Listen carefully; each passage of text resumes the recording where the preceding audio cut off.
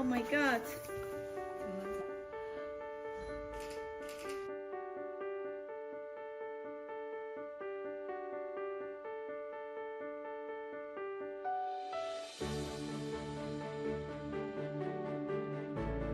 We are both working at Audi in Germany since 2015 now.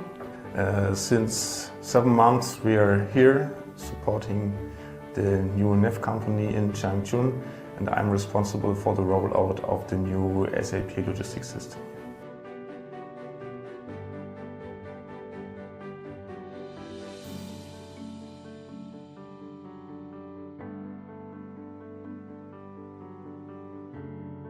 For us, the most important thing of this cooperation, of course, is our new company that has been created here in order to bring our new electric vehicles to the Chinese market and to also, of course, produce them here. We, together with many other experts, have come here to support this, and of course we also have a huge workforce of local colleagues supporting. So this is, we think, also an important economical factor for Changchun and the region.